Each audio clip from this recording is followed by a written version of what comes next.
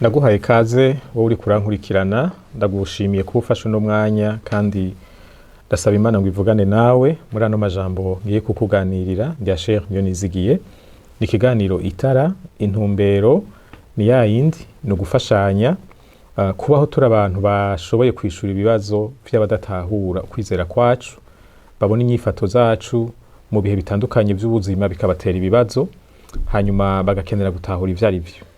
Hari igihe burya ivugabutumwa riheraho nyene, umuntu mugakorana ku kazi akabona inyifato ufise bikamuyobera, bikamuviramo ikibazo, hanyuma kubajije kakaba karyo ko kumufasha gutahura ivy'Imana uhereye ku vy'Imana yagukoreye wewe nyene.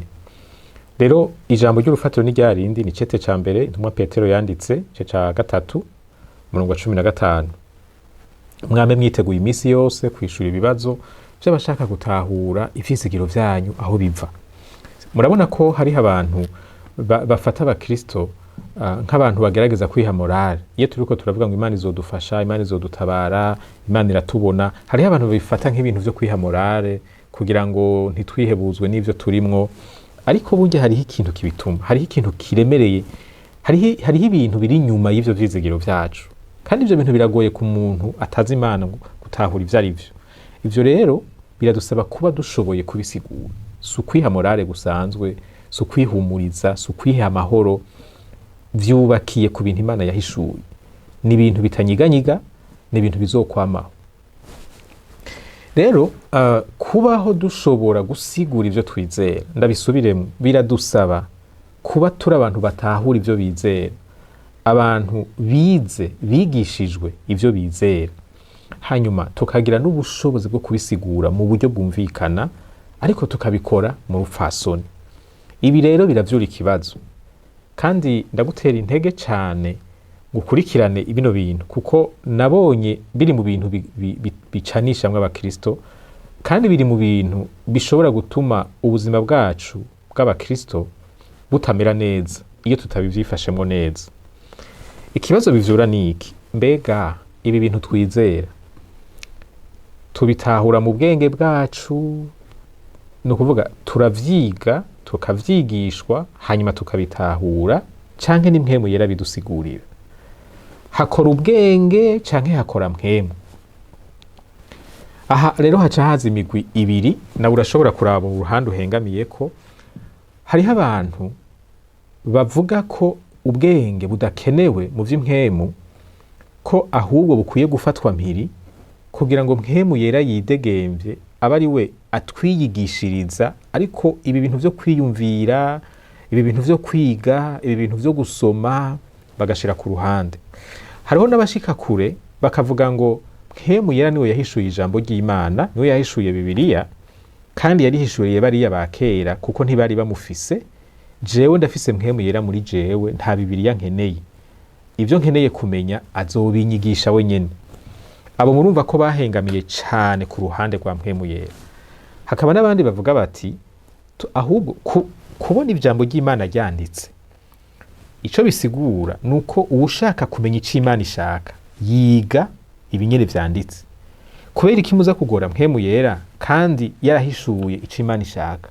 Ntimwofata ivyo bintu Imana yahishuye ihumekeye abanditse Bibiliya mukavyiga hanyuma mukabishira mu ngiro.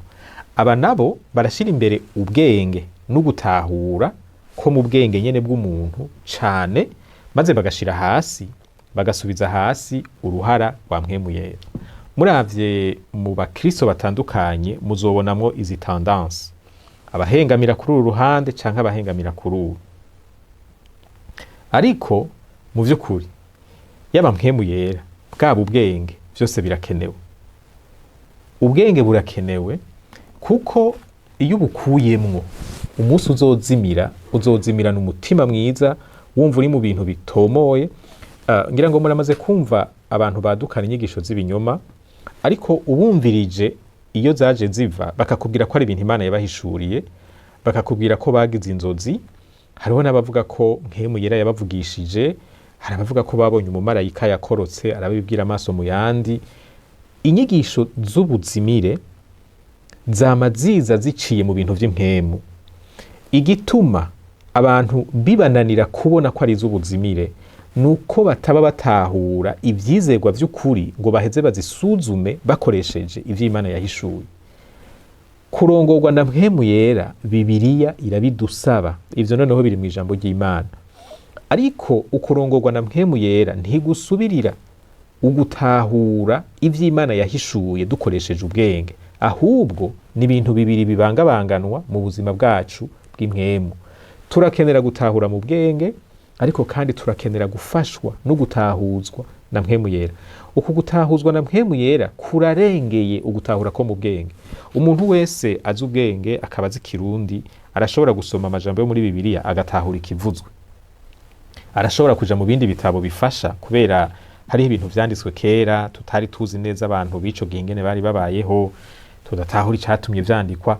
Arashobora kurondera ivyo bindi bitabo akanatahura kurusha ibiba vyanditse hano. Ndiko ndavuga mu bwenge. Ariko kubaho ubuzima bw'impwemu mu kubaha Imana, mu kugororoka, ibi bintu Imana yahishuye arigo rufatiro rw'ubuzima bwawe, hariho urundi rugero rwo gutahura bisaba kushikako, ari nago rero dushobozwa na mpwemu yera. Uru rugero nago mu majambo make nuguhishurirwa, nukugurugwa ubwenge, nukugendegwa ugatahuzwa ku rundi rugero, ku rugero atabwenge bw'umuntu bwoshobora kugutahuza. Murazi uko na Yesu yavuze ngo mpwemu yera niyaza niwe azobemeza icaha. Abavuga butumwa barasigura, barakoresha ubwenge, barakoresha ivyanditswe, bagasigura icaha ico arico, ariko Imana niyo ikoresha mpwemu yera igakora ku mutima w'umuntu, ukabona ko umuntu yakozwe ko mu buryo burengeye ico umuvuga butumwa ashoboye gukora. Rero ibi bintu bibiri ntitwo bitandukanya, iciza nuko tubigenderamo vyose. Nuko ngarutse rero kuri ca kibazo, mbega hakenewe mpwemu yera canke hakenewe ubwenge? Mu by'ukuri byose biva ku Mana. Murabizi ko n'ubu bwenge turiko turavuga n'Imana yaburemye, kandi yaburemye kugira ngo tubukoreshe. Ariko muri uko kubukoresha biradusaba kwiyubara cane, kuko icaha caraje mu muntu kiramwonona. Biroroshe rero ko yihenda.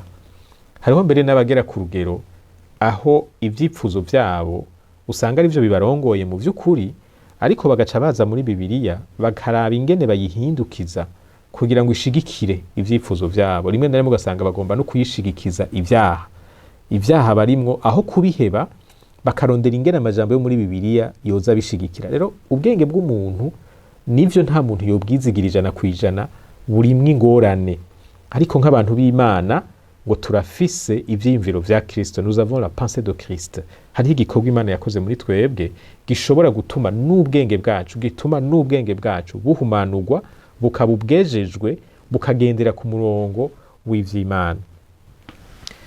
Abantu basuzugura mpwemu yera, abantu batumva ko dukeneye gusenga kugira ngo Imana dutahuze, iduhishurire, itwumvishe, uzosanga ari abantu bagwiza amakuru ku vy'Imana, bashobora gusigura ibintu vyose vyo muri Bibiliya, ariko uravye mu buzima bwabo bwa misi yose atakubaha Imana kuhari, atagutinya icaha kuhari, atakugororoka kugaragara, atabucuti bafitaniye n'Imana mu vy'ukuri, uretse nyene ivyo bintu bashize mu mitwe yabo.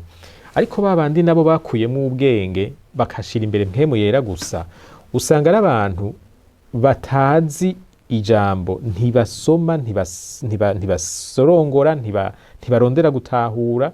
Usanga ari abantu batazi ijambo, bagenda baravuga gusa ivyo Imana yababariye, ivyo mpwemu yera yabahishuriye. Aha rero hariho umutego, haba kuri babandi bazi ivy'Imana nk'amakuru gusa ariko atakubaha Imana. Ivyo bituma ubuzima bwabo bw'impwemu butagaragaza ukugororoka nk'uko Imana yavyifuza. Ubuzima bwabo bwa misi yose butagaragaramo ukugororoka nk'uko Imana ivyifuza. Aba nabo bakuyemo ubwenge bagashira ku ruhande, bagafata mpwemu yera gusa. Ni babandi vyoroshe ko bagwa mu buzimire, kuko badafise ijambo rishobora gutuma basuzuma ibiriko biravugwa. Haba hajemwo ico bita subjectivité mu gifaransa, no kuvuga ivy'Imana uko wowe uvyumva ugaca uvyitiranya n'Imana, ku buryo niyo uzimiye uguma uvyitirira Imana. hanyuma abatahura ijambo nabo baba bafise ukwahishuwe ibyahishuwe n'Imana objectif, ni ukuvuga bidahinduka ari bimwe kuri twese, ariko babuze mpwemu yera nabi ingorane bagira ntibashobora kubikura mu bumenyi ngo bavyinjize mu buzima, bica biba ibintu vy'ubwenge gusa atabuzima burimo. None rero mpwemu yera arakenewe, ariko n'ubwenge ntibusigara inyuma.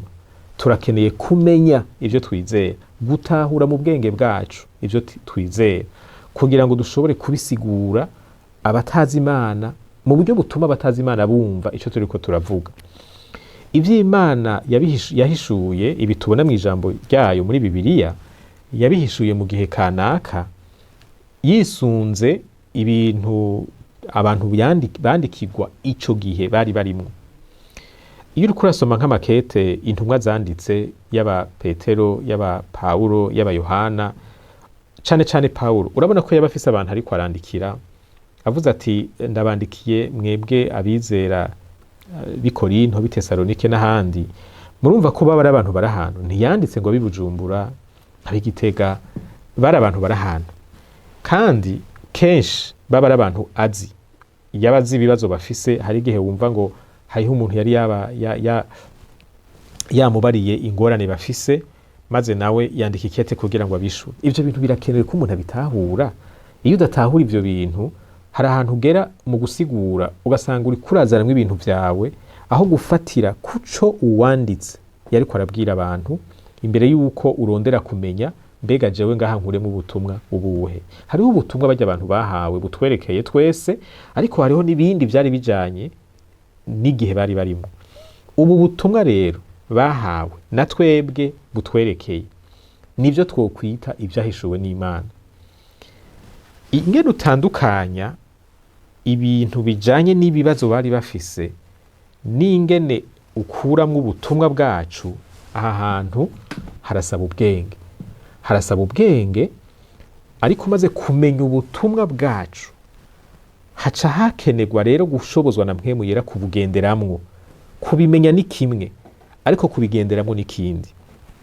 Ndafata akarorero, muri Kristo nta mugabo, nta mugore, nta muja, nta shebuja, nta muyuda, nta mugiriki, twese turi umwe. N'Abagalatiya 3:28.